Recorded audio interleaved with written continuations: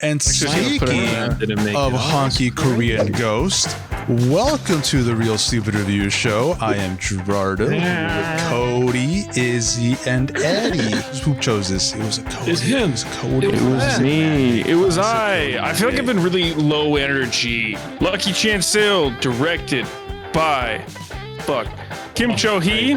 It's about a woman named Chan-Sil who, after losing her job as a film producer, moves to a small mountain village in Korea, and she meets the ghost of Leslie Chung. It's true.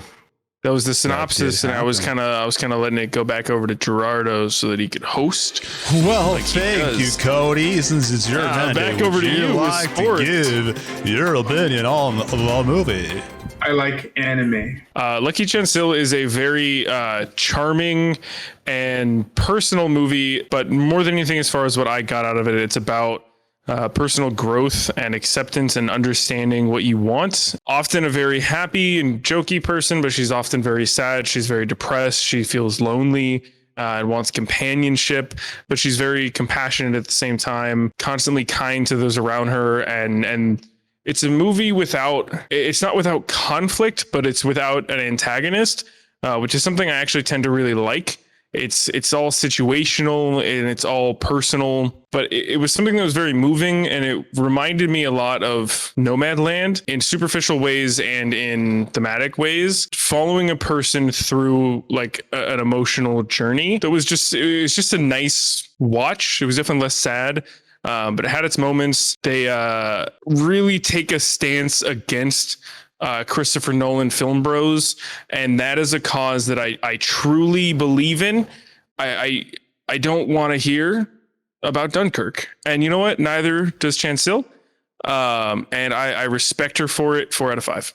The dogfight scene in Dunkirk is fucking good. How dare you? And Tom Hardy is always hunky enough to save a mediocre movie. Wait, was it the first one, the 7th one, or like the 19th dogfight scene? Because I kind of remember it happening over and over and over again. This will look so cool, man. So Lucky Chan-Sil was, my opinion, a very, very cute movie. I actually am surprised at how much I liked it.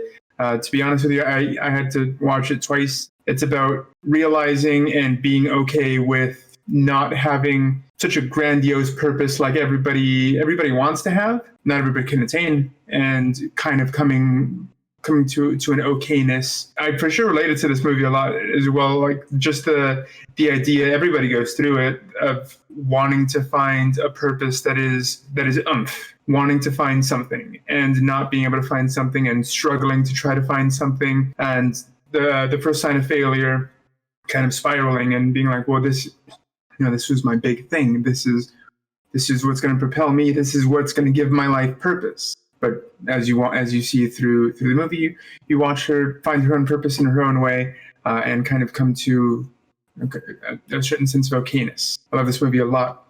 It was very human. I was very touched by it. 5 out of 5. And more importantly, what is your stance on Christopher Nolan as a filmmaker? I mean, as with my analogy earlier that Gerardo will splice in the edit here. I regret asking, because I was just going to cut that whole chip thing out, but now I have to splice it in. Cody, let me ask you a question. Do you like potato chips? You're setting me up for something, but I'll play along. Yes. All right, so then you like Christopher Nolan movies. These nuts. Christopher Nolan movies are like potato chips. Everybody likes potato chips.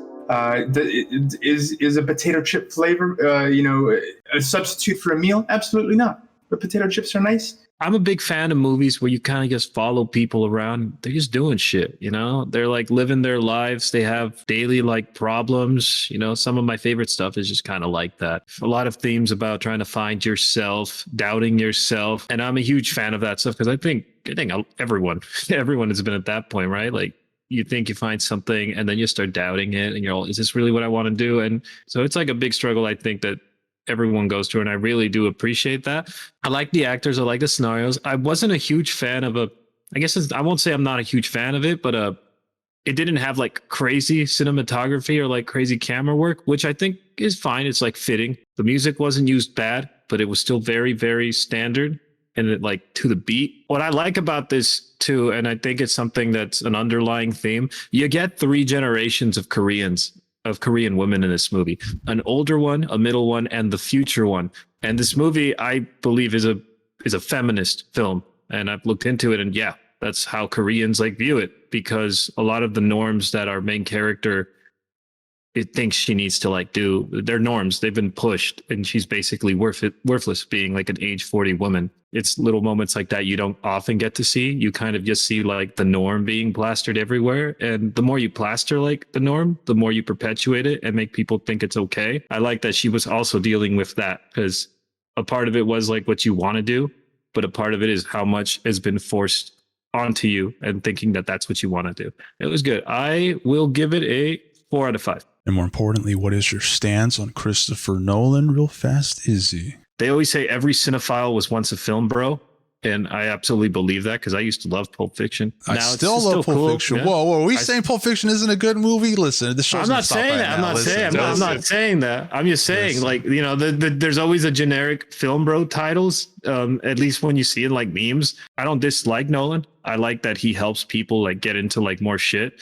I do dislike hardcore Nolan fans, though. It's the fans that gave me the illusion of disliking Nolan. So you love Dunkirk. That's what I got from that. Haven't watched Dunkirk. I don't know. I don't watch a lot of anime, so I can't really make that comparison where it's like, oh, it's like anime. It's literally, he's just saying it's like anime because they're Asian people. All right.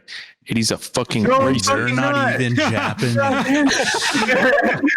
But the way they were able to just add in these kind of very strange anime-esque elements, I'd say, none of us have yet to mention the hunky Korean ghost, which is he that hunky? Tank top. I thought he was hunky. I don't know. Look at him. Look at this guy. I mean, you telling me this guy comes at you at the bar? He's like, hey, pal, I'm going to haunt you now. You'd be like, oh, heck yeah, brother. It was still able to add and enhance this whimsical element, but not so much where it took away from how human they were trying to make the rest of the film. The journey is full of coincidental, cute, and awkward moments of love of sisters, neighbors, colleagues, and destined friendships. Almost all the interactions left me with a smile afterwards. Besides telling just a beautiful story, the film offered me spiritual cleansing that I didn't know I needed. Any movie that can do that is a definite 5 out of 5. And I wish I could buy this. This is a movie that I'm assuming if anyone actually watches this, they'll be like, oh yeah, where can I see this? You got to bootleg it. You got to find it somehow, because it's nowhere. You can't rent it. You literally can't rent it. He was complaining about spending $33 on a Korean Blu-ray for like weeks. Hope this gets some sort of streaming or some, US release at some point, because I think this might get fucking washed over, and that'll be very sad. I'll drop the facade. I just didn't like Dunkirk. I don't think any of his other movies are bad, honestly. Every other Nolan movie I've seen has been like pretty good. I liked Interstellar quite a bit. I'm only defending Dunkirk because I own it on Blu-ray, and I need to defend my $8.99 purchase. Otherwise, much like if I asked someone what their favorite food was and they said Lay's original flavor potato chips. Oh, the chips! Nolan being your favorite movies, it's like just a part of it, you know. This movie had a ghost in it, but you know what it was missing? Oh God, fucking damn it! Oh God! No! Can I do it? Izzy, do you have any recommendations for us, my friend? I watched a Taiwanese movie called Hard Boiled by John Woo. That is probably my new favorite action movie ever made, period. Then I watched Andrei Tarkovsky's Mirror, which is kind of like diving into someone's head while they're trying to remember something. And it was one of the most beautiful looking movies I've ever watched in my life. I watched A Snake of June. Lady, wife, unhappy with her life. Ooh, she works a suicide prevention hotline. One day she gets sent images of herself masturbating, right? And it's fucking crazy, the twists and turns that happen later. I'm just like, what's happening? Why? And I just finished an hour before this, Man with a Movie Camera, and that was fantastic. It's just like a bunch of images or like video of like people living their daily like lives, and there's like a kind of orchestration to it, and it's jumping and speeding up like throughout the whole way. Checked off the watch list. I posted images of all of those movies. And Eddie, what recommendations do you have for us from your ancient tome of films this week? Yes, Eddie. What do you have? What the fuck is going on? The lore is expanding. He has a minion. Watch Kaicho wa Maid-sama. It's the fucking background that I have on my thing. It's an anime, and play Monster Hunter Rise.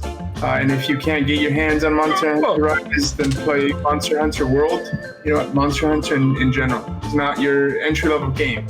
If you're not willing to drop at least 257 hours on Monster Hunter, don't bother. While you were out getting chicks, I studied the Gunlands. Oh, shit. This fucking guy. You hear this guy? Come on. I get switched to Gunlands. Don't say that shit. How much saliva is this? Dude, it's so bad. I haven't taken it out in like 10 minutes. I watched Why a Monster Boy, which is about a group of gangsters that kidnap a kid, and then no one pays the ransom, so they just raise him as their own. Korean revenge is very fun. I watched the first, God, this is so bad, the first Mad Max movie from 1979, and I've never had fewer feelings about a movie. It exists. Do with that what you will. I watched Get Duped, and it turns out there's a whole subgenre of movies that are just ripping off Attack the Block. It was fine. Bad Trip with Eric Andre was... If I stumbled across him in a dark alleyway and I was extremely hungry and literally dying out of blood withdrawal, and I saw him pass unconscious, full of warm blood, I would kick him in the balls and leave. You can follow me on Instagram at JokesForatu. Did you get those at the dollar store? Are those dollar stores? Probably, yeah, I don't remember. All right. I was born with these teeth. Well, actually, the teeth I was born with were human teeth. And when I was about 31 years old, I was bitten. So I've had too early. Since I was 31. I'm recommending a documentary because that's what smart people watch, I hear. It's called Uppity, the Willie T. Rib Story. Basically, it follows this gentleman who is the best racer of his time, who was put in a position, or he's basically in a sport dominated by the white man, and apparently they're not very fond of a black man who is better at their sport and a better driver, and they do a lot of things to stop him from being the best that he can. He's basically like the Michael Jordan of racing, and you know, it's a shame we don't know more of him. The documentary, because Michael Jordan was black. Okay, he is the Cristiano Ronaldo of racing. How about that? Is that any better? He's the Jeff Gordon of racing. Yes, there you go. He's Jeff Gordon. He is the Gerardo of reviews. And with that, thank you for watching this one. Hopefully it was bearable. Thank you, Jokes Foratu. See you next October. Welcome. I really need to register that Instagram. And we'll see you guys soon. Very nice. Very cool. I had a friend I recommended this movie to, and his wife just happened to be like, "Oh, I'll watch this movie with you. You're watching the movie. Why not? Who rented it to you? Oh, Nick. He seems to have good taste. I'll sit and watch it with you." Like, she's like, "I fucking hate you. Why would you sit there and watch this movie?" Yeah.